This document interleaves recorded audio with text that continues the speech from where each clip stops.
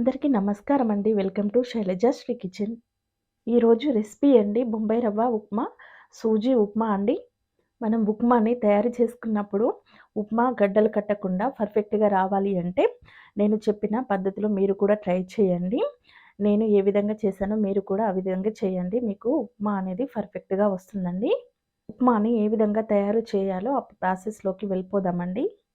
ఈ ఉప్మాని తయారు చేసుకోవడానికి మీకు చూపిస్తున్నటువంటి గ్లాస్ తోటి 5 గ్లాసుల రవ్వను తీసుకున్నాను. అదేవిధంగా 2 టమాటాలు, 1 ఆనియన్, 1 క్యారెటు, కొన్ని గార్లికు, పచ్చిమిరపకాయలు, కొత్తిమీర, కొద్దిగా మెంతి కూరను కూడా తీసుకున్నాను. అదేవిధంగా మినపప్పు, శనగపప్పు, అదేవిధంగా కొద్దిగా కాజును తీసుకున్నాను. టొమాటో, ఆనియన్, క్యారెటు, పచ్చిమిర్చిని చిన్న చిన్న ముక్కలుగా కట్ చేసుకొని ఈ విధంగా పెట్టుకోవాలి. మనం ఏ గ్లాస్ తోటైతే రవ్వను తీసుకున్నామో అదే గ్లాస్ తోటి 1 గ్లాస్ రవ్వకి 3 గ్లాసుల వాటర్ చొప్పున మొత్తం 15 గ్లాసుల వాటర్ తీసుకున్నాను.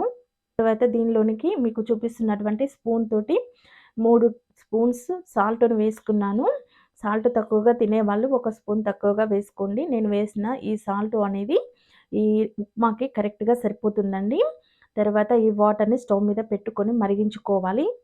తర్వాత మరొక స్టవ్ పైన మరొక గిన్నె పెట్టుకొని గిన్నె వేడైన తర్వాత మీకు చూపిస్తున్నటువంటి స్పూన్ తోటి 3 స్పూన్ల ఆయిల్‌ను వేసుకోవాలి. ఆయిల్ వేడైన తర్వాత దీనిలోనికి హాఫ్ స్పూన్ ఆవాలు, పావు స్పూన్ జీలకర్ర వేసుకోవాలి.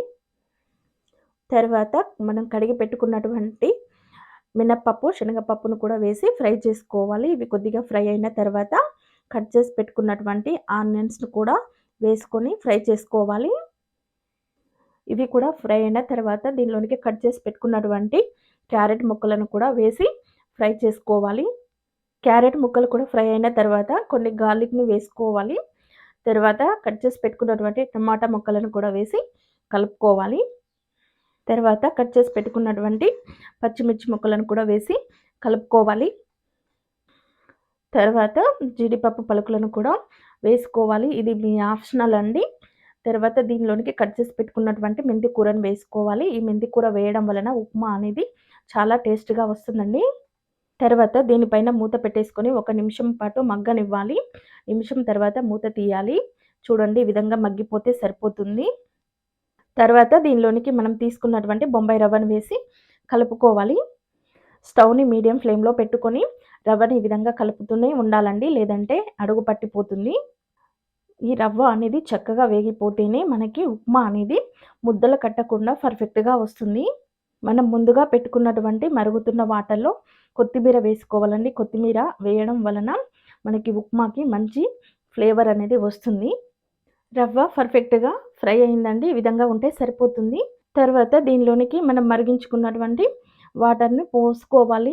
వాటర్ అనేది ఒకేసారి పోయకూడదండి. కొద్ది కొద్దిగా పోసుకుంటూ కలుపుకోవాలి. ఒకేసారి పోయడం వలన మనకి రవ్వ అనేది పైన పడిపోతుంది, పొంగుతుంది. అందుకని కొద్ది కొద్దిగా వాటర్ పోసి కలుపుకోవాలి.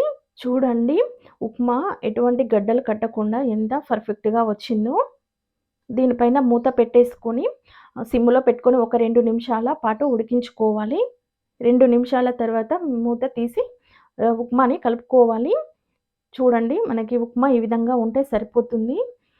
నేను 3 గ్లాసుల వాటర్ తీసుకున్నాను కాబట్టి నాకు ఈ విధంగా వచ్చింది. మీరు ఇంకా లూజ్‌గా కావాలి అనుకుంటే గ్లాస్‌కి 4 గ్లాసుల వాటర్ తీసుకోండి. నేను చెప్పిన ప్రాసెస్‌లో మీరు కూడా ట్రై చేయండి. మీకు కూడా ఉప్మా పర్ఫెక్ట్‌గా వస్తుంది. చాలా టేస్ట్‌గా ఉంటుంది.